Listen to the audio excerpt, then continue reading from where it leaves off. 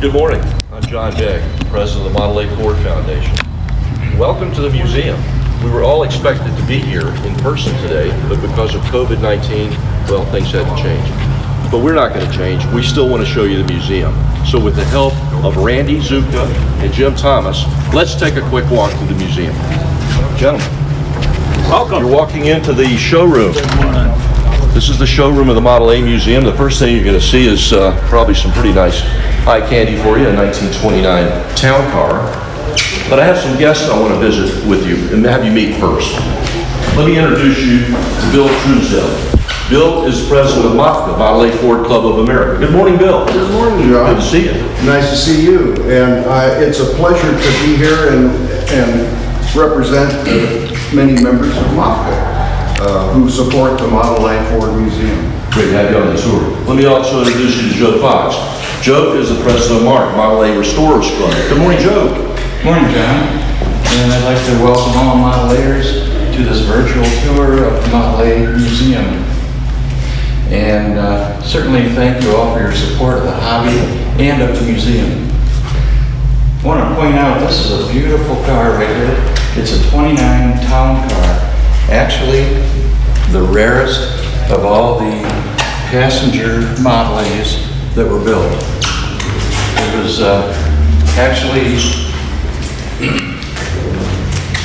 actually focused on high-end users and has many luxury features. This would be pretty nice to have in the garage. It would. It's a beautiful example of this very rare car. Thank you, Joe. Mark, take a swing around and just kind of show this. I want you to show the Victoria here real quick before we walk. And Bill, if you're ready, let's kind of take a walk through. We'll leave the showroom and kind of walk through the main museum. All right. So what you're seeing in front of me is you're seeing a number of displays. Our penny machine, our new postcard machine. You're walking through, about to enter the main alley. And one thing I want to point out to you is there are about 30 displays here of cars, era fashion, a number of exhibits. We can't focus on all of them. There's just not enough time to do that. But we do want to show you a few things. This is our latest edition. We actually installed this yesterday. This is the interactive starter display. We're going to be doing a separate video about this. This is an educational display, hopefully for our younger generation as well as everyone. I want to show you this just real quickly. This is a very, very early, this is the second oldest vehicle we have in this museum. It's a 1928 truck. It was actually assembled in November of 1927. And it's a beautiful restoration from the Rood family donation. And Bill, you're familiar with this car. Talk about this car if you will. I would. It's one of my favorites in the museum, John. The 28 Ford Model A Thomas Edison's Phaeton. This car was actually the very first car that come off the production line, and the number 1 was stamped by Henry himself on that engine block. This car is on loan to us from the Henry Ford Museum, and we are very proud to have it. It's hard to imagine a more unique car. So this is number 1. This is the oldest car we have in the museum, and I showed you the truck, which is the second oldest. Let's continue to walk through, gentlemen. You're going to see a number of other displays, but where we're going to stop is we're going to stop at the first responders vehicle, which is our theme this year. Each year we do a theme. First responders was the selected theme for this year. And it's to recognize vehicles that were used in the Model A era in community support. And so you're going to see several vehicles. We're going to stop first at the ambulance. This is the green ambulance. It's about as green as you can get. And Marcia Cannell, who was one of our trustees, is going to talk a little bit about the ambulance. Go ahead, Marcia, please.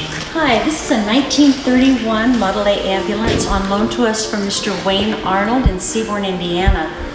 This vehicle has a traditional back door of an ambulance, but it also has a side entrance here to help access the stretcher and medical personnel. Unfortunately, this rig doesn't have air conditioning, so we hope that your ride to the hospital isn't a long one. Thank you, Marcia. I should have introduced Mark Marin. Mark is doing the filming for us. Thank you, Mark and Val. We are going to look at the paddy wagon next. The paddy wagon and the police car are on loan to us from the Elliott Museum in Stuart, Florida. Now, these are real vehicles that were actually used in service as police vehicles in 1930-31 time frame. The paddy wagon, which you're looking at here, actually weighs over 4,000 pounds. It would hold 8 passengers. Let me show you the back end of the entry point for passengers. It's a really heavy-duty vehicle, as you can see, but it still has the 40 horsepower Model A engine. It does have a 4-speed transmission with a creeper first gear, but it's a slow mover. This is not meant for speed. But Mark, if you could come around and show the back of the where the passengers are. Now, in the real times, there would probably be manacles on the bottom to hold the passengers. Maybe these passengers would not be as pleasant as other Model A passengers, but nonetheless, this is what was used back in that time frame. Moving on, we're going to kind of walk around this. It's hard to do justice doing a film. You really need to see this in person to really appreciate the quality of this restoration. But we also have the matching police car. If you look at the police car, you'll notice that it looks very similar to a standard Phaeton, which it is, with the exception of it would have had a police siren on it, it would have some special lights, but it's basically a Model A. You can see that this car was actually used in service in 1930. It's being guarded by Officer Delaney, who is in era fashion police uniform, and he's standing next to a police box. Now, for those not familiar with this, very briefly, a policeman would open that box with a key and there would be a phone in there, and he would call in his main dispatch center if he needed some help. The light would light up to show where he was located, who needed service in that area. So we're talking about our theme, which is first responders, and so we now also want to talk to you and show you a little bit about a fire engine we have. Let me introduce you to Ken Ehrenhofer. Ken, if you could say good morning and talk about the fire engine. Good morning. This is a 1928 Model AA Ford, and it has a fire unit that's built by the Boyer Fire Apparatus Company in Logansport, Indiana. And it's equipped with a hand crank siren and a bell. And of course it has our puppy dog called Spot. And it has a pike pole and suction hoses for sucking out of the ponds or rivers. It has a 250 GPM, gallons per minute pump. So it was the state of the art in 1928 for fighting fires. Coming around the back here, this hose bed would be filled with several hundred feet of hose so they could pull out and fight the fire. It has all kinds of nozzles on the side here. And ladders. There's a ladder on both sides. There's a extension ladder on one side and a roof ladder on the other side. It's complete with an axe, and of course here's the inlet and the outlet of the pump.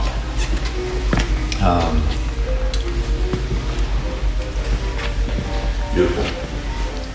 This is a real driving fire engine. You could take this out on the road today, right, Ken? That's for sure. You've got another one yourself, I believe. I have a 1929, same manufacturer, Boyer Fire Apparatus truck. Thank you, Ken. Thanks. We're going to continue to walk around, Ken, and show some other things. Here's a Model A that you probably haven't seen in a Model A show, in a Ford display. You certainly wouldn't have seen one in a showroom in 1931. Mr. Dean Weller from DeSoto, Kansas, has donated this vehicle to us. It's a handmade Model A. It has a completely restored Model A chassis and drivetrain. It was made out of wrought iron. It's actually a beautiful piece of art, as well as an educational display. It gives you the opportunity to really see the inner workings of a Model A. Just a beautiful restoration, or a beautiful creation, I should say, that was made by Mr. Weller. So thank you to Mr. Weller. Let's continue our walk through to give you an idea of some of the other vehicles we have here on display. We're going to just kind of take a walk with Joe and Bill and show you some of the other exhibits. We can't stop at all of them, as I mentioned earlier. There's simply not enough time. But I did want us to walk over and take a minute and talk about the Schoolhouse display and the school bus. Joe, can you talk to us about that a little bit? Absolutely.